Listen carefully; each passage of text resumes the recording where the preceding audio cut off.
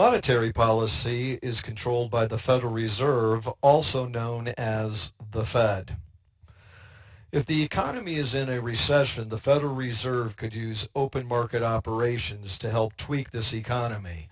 When they use open market operations, they do this by using the buying and selling of government securities. This is the most often used tool by the Federal Reserve. So if this economy is in a recession, what the Federal Reserve would do is buy bonds, either from banks or individuals. If they do this, this will increase the excess reserves that banks have to lend.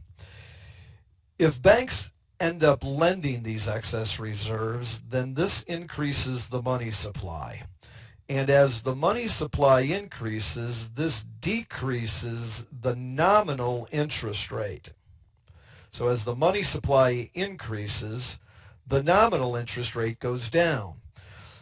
As we know through the Fisher equation, that people aren't necessarily interested in borrowing based upon the nominal rate, but what's more important is the real rate.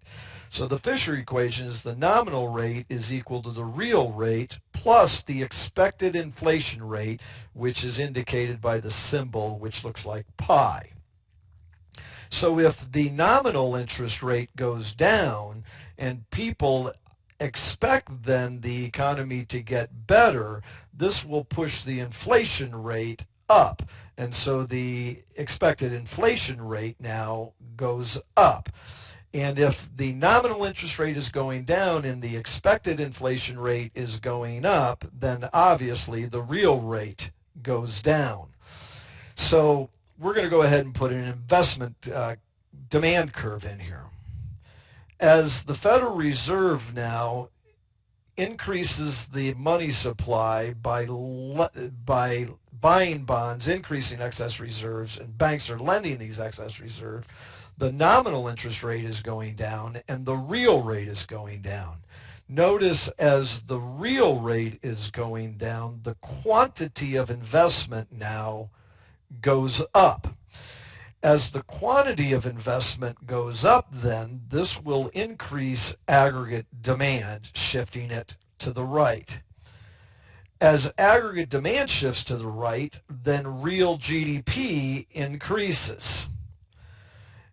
As real GDP increases, then the employment rate increases. In other words, as the economy is producing more and more goods and services, then the employment rate goes up. Obviously, if the employment rate is going up, then the unemployment rate is going down. In other words, we're here in a recession, unemployment relatively high compared to the natural rate. As we get closer to the natural rate of unemployment, the unemployment rate then goes down. Then last, as you can tell, as aggregate demand increases, this drives that price level up. Hopefully you have a better understanding of what the Federal Reserve should do in open market operations during a recession, and that is to buy bonds.